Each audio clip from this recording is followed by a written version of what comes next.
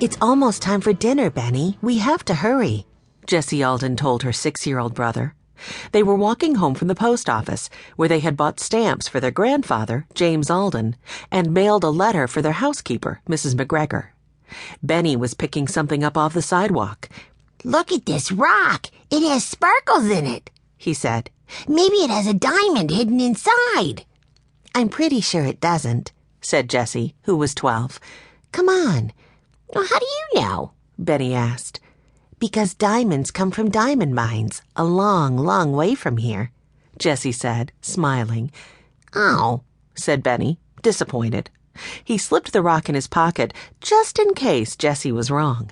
He fell into step beside his sister and walked quickly along with her for almost a block. His step slowed, though, as she turned at the corner of the next street. "Hey," he said. "this is the wrong way." "Not if we take the shortcut," Jessie told him. Stopping, Benny said nervously, "The shortcut?" "Through the backyard of the old Bidwell house, and then along the path," said Jessie. "You know, it comes out right on our street." "No!" cried Benny. "That old house is haunted." "It's not haunted, Benny. It's just an old house that no one lives in," Jessie said. "Hurry up." Benny stayed where he was. "That house is haunted," he repeated stubbornly. "There's no such thing as a haunted house, Benny. You know that. Besides, we're not going in the house. We're going around it," Jessie argued. Benny didn't move. "Henry and Violet and Watch are probably already home," Jessie said. "Maybe they're eating dinner. Or maybe they've finished and they're eating all the dessert." "They're not home yet," Benny said, but he began to walk slowly after Jessie. "They went to the grocery store, and it takes lots longer to go to the grocery store than the post office, and Henry and Violet wouldn't eat all the dessert." "Watch would," Jessie teased. Henry was the oldest of the 4 Alden children. He was 14. Violet was 10. No one knew how old Watch was. He was a smart, brave little dog that the children had found when they lived alone in an old boxcar in the woods. The Aldens were orphans, and they didn't know that they had such a kind grandfather who was looking for them. But Grandfather found them, and now they all lived together in his big white house in Greenfield.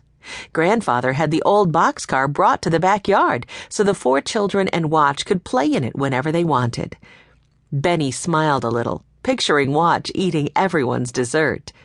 Jessie added, "Mrs. McGregor said something about brownies, I think. Maybe she put vanilla ice cream on her grocery list."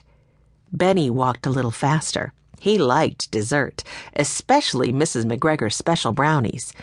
"Okay," he said. "We can take this shortcut, but we have to run fast." "We will," Jessie promised.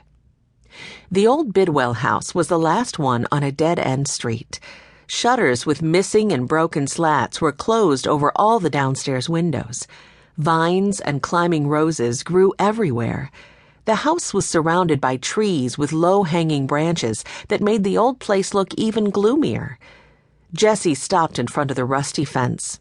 She took a deep breath, then stepped between 2 bent iron railings into the yard. She reached back to help Benny through. "I don't know if this is a good idea," said Benny. "Come on, Benny," Jessie said. "It's just an empty old house, that's all." "It's getting dark," said Benny.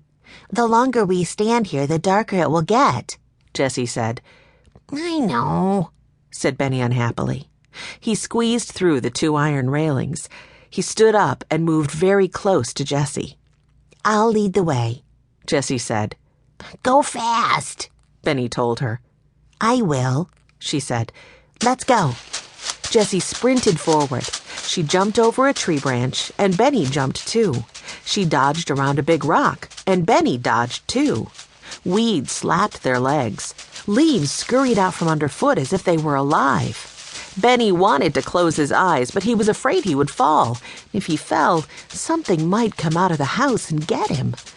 Benny tried not to look at the house, but he couldn't help it. He kept glancing back at it as they ran. Was that a broom he saw in the corner of the porch? Did ghosts sweep porches? "Jessie!" Benny croaked breathlessly.